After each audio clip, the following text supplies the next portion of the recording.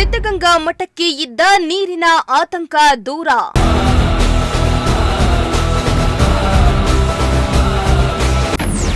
ಕೊನೆಗೂ ಎಚ್ಚೆತ್ತ ಸರ್ಕಾರ, ವಿದ್ಯುತ್ ಬಿಲ್ ಪಾವತಿ.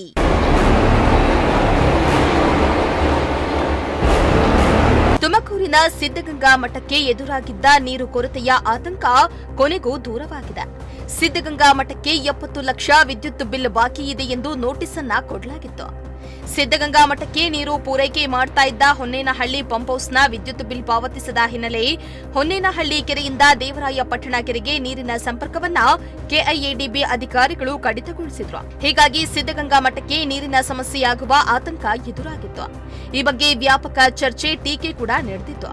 ಇದೀಗ ಬಾಕಿ ಉಳಿದಿದ್ದ ಸುಮಾರು 1.96 ಕೋಟಿ ರೂಪಾಯಿ ಹಣವನ್ನ ಬೆಸ್ಕಾಂಗೆ ಕೆಐಎಡಿಬಿ ಪಾವತಿಸಿದೆ.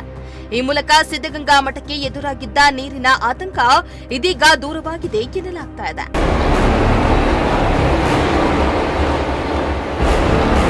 ಇನ್ನು ಕಳೆದ ವರ್ಷ ಕೆಐಎಡಿಬಿ ಅಧಿಕಾರಿಗಳು ಹೊನ್ನೇನಹಳ್ಳಿ ಕೆರೆಯಿಂದ ದೇವರಾಯಪಟ್ಟಣ ಕೆರೆಗೆ ಪಂಪ್ ಮಾಡಿದ್ದ 70 ಲಕ್ಷ ರೂಪಾಯಿ ವಿದ್ಯುತ್ ಬಿಲ್ ಪಾವತಿಸುವಂತೆ ಮಠಕ್ಕೆ ನೋಟಿಸ್ ಅನ್ನ ಕೊಟ್ಟಿತ್ತು.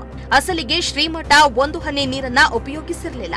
ಅಧಿಕಾರಿಗಳ ಈ ಎಡವಟ್ಟು ಗಮನಿಸಿದ ಕೈಗಾರಿಕಾ ಸಚಿವ ಎಂಬಿ ಪಾಟೀಲ್ ಹಣವನ್ನ ನಾವೇ ಬರೆಸ್ತೇವೆ ಎಂದಿದ್ರು. ಆದರೆ ಸಚಿವರು ಭರವಸೆ ಕೊಟ್ಟು 1 ವರ್ಷ ಆದರೂ ಕೆಐಎಡಿಬಿ ವಿದ್ಯುತ್ ಬಿಲ್ ಪಾವತಿ ಮಾಡಿರಲಿಲ್ಲ. ಇದೀಗ ಬೆಸ್ಕಾಂ ಅಧಿಕಾರಿಗಳು ಹೊನ್ನೇನಹಳ್ಳಿಯಲ್ಲಿರುವ ನೀರು ಪಂಪ್ ಮಾಡುವ ಘಟಕದ ವಿದ್ಯುತ್ ಸಂಪರ್ಕವನ್ನ ಕಡಿತಗೊಳಿಸಿದ್ರು. ಇದರಿಂದ ಮಠಕ್ಕೆ ಬರುವ ಭಕ್ತಾದಿಗಳಿಗೆ ಹಾಗೂ ಮಠದ ಮಕ್ಕಳಿಗೆ ಊಟ, ವಸತಿ, ಸ್ನಾನಾದಿಗಳಿಗೆ ನೀರಿನ ಕೊರತೆ ಉಂಟಾಗಬಹುದು ಎನ್ನಲಾಗಿದ್ದು, ತೀವ್ರ ಟೀಕೆ ಕೂಡ ವ್ಯಕ್ತವಾಗಿತ್ತು. ಇದೀಗ ಇಲಾಖೆಯೇ ಬಿಲ್ಲನ್ನ ಪಾವತಿಸಿದ್ದು, ಸಿದ್ಧಗಂಗಾ ಮಠಕ್ಕಿದ್ದ ನೀರಿನ ಸಮಸ್ಯೆ ದೂರ ಆಗಿದೆ. ಕ್ಯಾಮರಾ ಪರ್ಸನ್ ಸಂಜಯ್ ಜೊತೆ ಪುನೀತ್, ಪ್ರಜಾಶಕ್ತಿ ಟಿವಿ, ತುಮಕೂರು.